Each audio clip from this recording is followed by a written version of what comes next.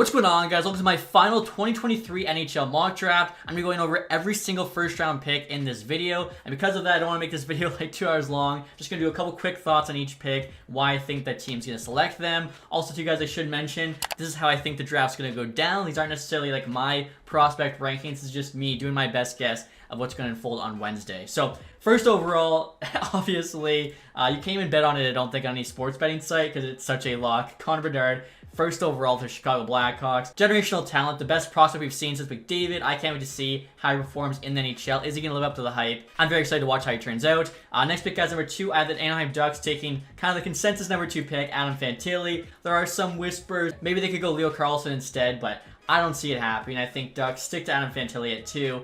In the last 3 drafts, Fantilli probably goes first overall. He won the Hobey Baker as a freshman. He won World Junior Gold, World Championship Gold. It's an easy pick. They can have him and McTavish now as their 1-2 centers of the future.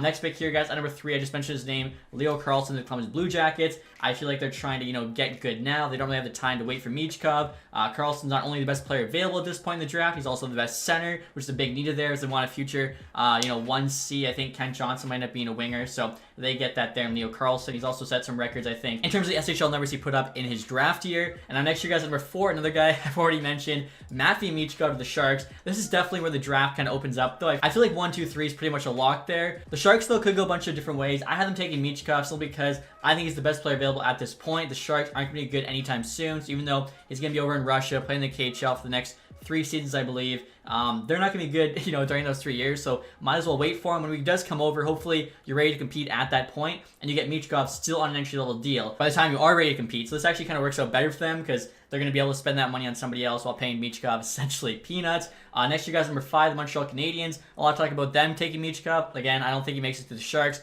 I have them taking Will Smith. Best player available at this spot. He's also a centerman. I feel like 1-2 punch of him and Suzuki for the future in Montreal is very, very solid. He's a skilled centerman. He's also got a decent two-way game. I think Montreal fans will be very, very happy with that one. Next year, guys, number 6 with the Arizona Coyotes. So before I had them taking a defenseman, just because there's not very many high defensemen available in this draft, but I decided to change my pick here. This guy's kind of going up the draft boards. There seems to be like a consensus top 6 with him being the 6th guy. That's Ryan Leonard, right winger there from the U.S. National Team Development Program. Dangerous offensively, but he's also got a really strong two-way game, so I feel like he's a nice pick there for Arizona Coyotes at 6. Hopefully they can still get the defenseman they want at 12. Now, speaking of defense, at number 7 here, the Philadelphia Flyers taking David Reinbacher.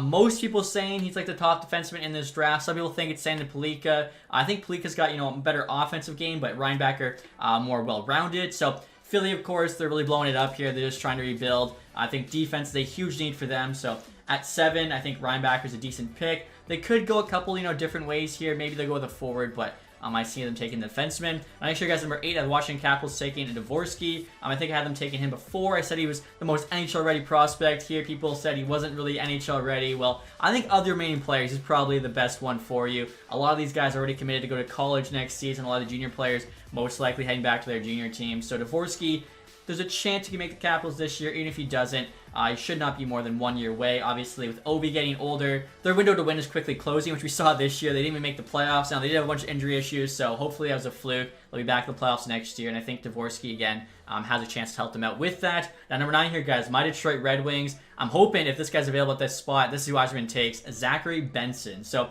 I think he's one of the more creative players in this draft class. Has really good offensive awareness. I think he's also one of the faster players in this draft. So if Yzerman can take Benson here at 9, I think it's such a good pick. One of the more probably high risk, high reward kind of guys, which is the exact kind of prospect I feel we need to take. And now number 10 here, guys, actually the St. Louis Blues taking Sandin Pellikka. I was kind of looking at their farm system, their prospects, and I feel like they have no one on defense. At number 10, you could start making the argument to take Sandin Pellikka. So if they want to use that positional need to, give them a slight edge on some of the forwards available, I think it would actually make a lot of sense for them to take here. Again, I was looking at it. They have nobody. Offensively, they have a couple Zachs. They got Zachary Benson, Zach Dean.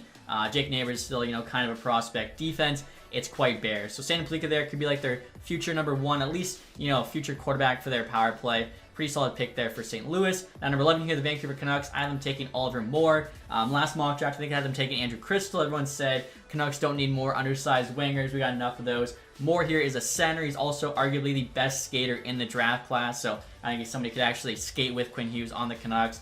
Gives them a nice 1-2 punch with PD, of course, as your first line center in the future. So I think Oliver Moore would be a really nice pick there for the Canucks. Number 12 now, Arizona Coyotes unfortunately miss on St. Plika, so they go for the next best available defenseman, Tim Willander, Swedish defenseman, played for Rogel. Feel like he's a guy that kind of can do it all. Not super flashy. They said his ceiling isn't crazy, but should be a solid top 4 NHL defenseman. And I think at this point, Arizona's really just looking for guys that, are going to make the NHL, are going to play for their team. And I think Willander does do that. Now, next year, guys, number 13, Buffalo Sabres. This guy kind of falls in their lap, and I think he'll be a really nice fit on that team. We got Colby Barlow. So, of course, left wing power forward, was captain of the Owen Sound attack. I think him in the top 6 in the future with Dylan Cousins, Tage Thompson, Alex Tuck, those are going to be some big guys to play against. I think even Jack Quinn's 6 foot plus. I feel like if Buffalo can add him to their team, they're going to be looking scary in a couple years' time. And on the next pick here, guys, number 14, the Pittsburgh Penguins. Obviously, Kyle Dubas now the GM of that team. I think last mock draft, we didn't know who the GM was going to be. So Dubas at the helm, who's he take? Kind of similar to the Capitals.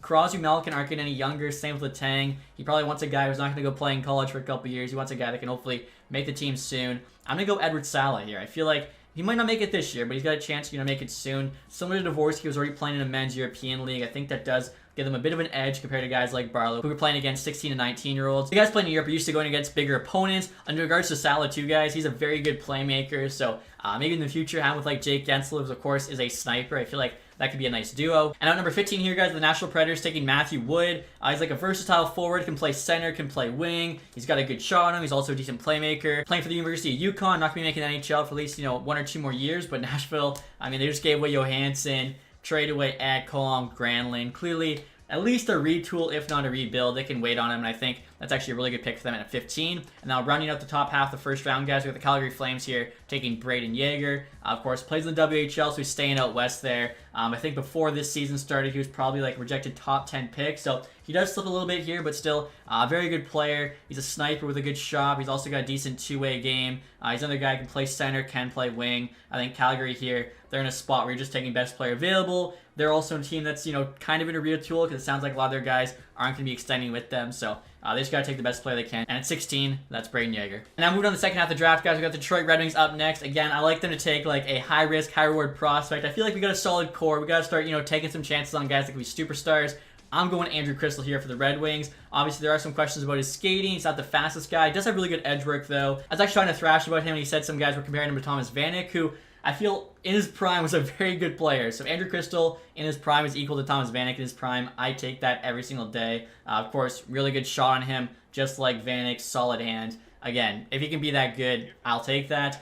Next, number 18 with the Winnipeg Jets, who are, again, another team kind of, doing that retool, rebuild thing. I actually have them taking kind of the local kid, at least in terms of his junior team, and Nate Danielson plays for the Brandon Wheat Kings in Manitoba.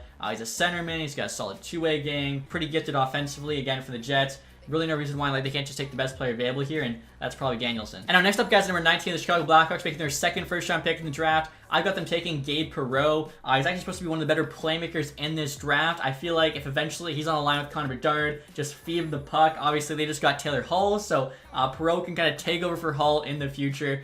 Be the guy who just gives Connor Bedard the puck, let him shoot it. I think that'd be the perfect pick there to get a sick duo in the future with Perreault and Bedard. Number 20 here, I got the Seattle Kraken taking Dmitry Simashev. He's a Russian defenseman, and I don't think the Kraken have ever taken a defenseman in the first round yet, so I feel like he'll add to that, defensive prospect group, which probably isn't as good as their forwards right now since they already have Matty Beniers, Shane Wright. Simashev should help them out. Plus, two, they're already proven to be a good team. They made the playoffs this year. I think they can wait on him if he does stay in Russia for a bit. After that, guys, we got Minnesota also taking a Russian defenseman, Gulyev there. A lot of people are saying kind of like a diamond in the rough in this draft class, but because he's a Russian defenseman, he's lower in the rankings. I think they got Kaprizov, so they're clearly not worried about that. I think, too, Minnesota loves having, solid defense. I think them and Carolina, when I look at those teams, they always got to dig a decor. I should mention, too, guys, Gulia's an offensive defenseman, really good skater who's always up in the rush trying to make plays, whereas Simashev's more of a physical defensive defenseman, which I think the Kraken really like. You look at guys like Adam Larson, Jamie Alexiak, Will Borgen, Carson Soucy. It kind of fits their mold, so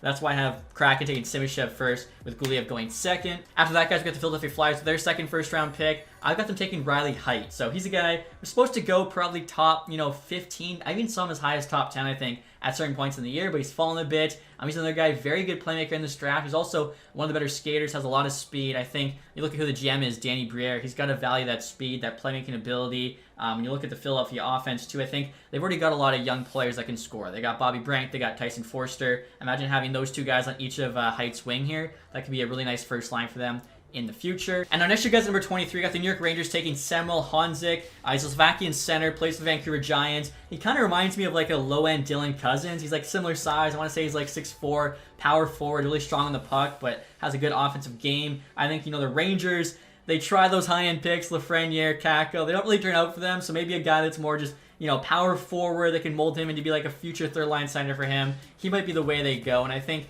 he would be a good fit on that team. Next up, guys, number 24, we got the Nashville Predators here. This is their second pick in the draft, and I feel like with the first one taking Matthew Wood, they got the best player available. Now they go looking for a center, something they really need, and Callum Ritchie's available. Great playmaking center, played for the Oshawa Generals. Didn't have the best draft year, which is actually why he kind of fell a bit in this draft class, but Oshawa kind of sucked this year, so I think that might be why. I think Ritchie definitely, has potential to be a good player in the NHL. I saw Barry Trotz say, too, like in the first round, he doesn't want a safe pick. He wants a guy that could be a star. I think Ritchie definitely, has that potential. Now after that, guys, we got the St. Louis Blues with their second pick in the first round. I got them taking Quentin Musty. He's another guy who's fallen a bit in the first round during his season in the OHL, but still wasn't too bad. He's another guy on a bad team in Sudbury, so that might be why. I think, Musty has a really good offensive ability. I think he set the Sudbury Wolves record for most points in a game, so he's got that ability there. They already got a defenseman, Sandin Pellikka. I feel like Quentin Musty here, they take a chance on and hope he turns out to be the player we all thought he was like a year ago. And now after that, guys, we got the San Jose Sharks with their second first-round pick. I feel like most of the teams that can have the draft are actually making their second pick opposed to their first. We got them taking Lukas Dragicevic. So, of course, they get Michkov at 4. I've got them now taking defenseman at 26. Kind of similar to St. Louis. I was looking at their defensive prospects. Not much there aside from Shakir Mukhamadullin. So, I think they go for defenseman here after getting Michkov. Dragicevic, actually, could be one of the better defensive prospects in this draft class. Playing the WHL. Put up solid numbers, decent defensive game as well. I think he's a guy getting late first round is a great pick. And next year, guys, I got the Avs taking Otto Stenberg. He's a forward that can play center or wing. Very smart with the puck. He's got a good two-way game. He's also aggressive, trying to win those loose puck battles, going into the corners. Kind of reminds me almost of like Nichushkin in that way. Just, always winning those puck battles. So I feel like he could be, potential third-line center for them in the future with late first-round pick. Honestly, that's not too bad. Next year, guys, number 28, the Toronto Maple Leafs. So all the Leafs fans, who are you going to take here? I've got you taking Oliver Bonk, defenseman for the London Knights. I've seen him play, I think, 4 or 5 times this year, so a good amount. He's solid. He's on a good London Knights team. He's not, the most flashy player ever. He's a guy that you take here and you hope he ends up being like a top 4 defenseman. Definitely don't see him being like a number 1 or top pairing guy, but when you get a top 4 defenseman late in the first round, I feel like that's a decent pick. Now, next year, guys, St. Louis Blues with their third pick in the first round. I've actually got them taking Gavin Brindley here from the University of Michigan. He's another guy, very good skater. I think he's probably one of the fastest players in this draft. Probably between like him and Oliver Moore.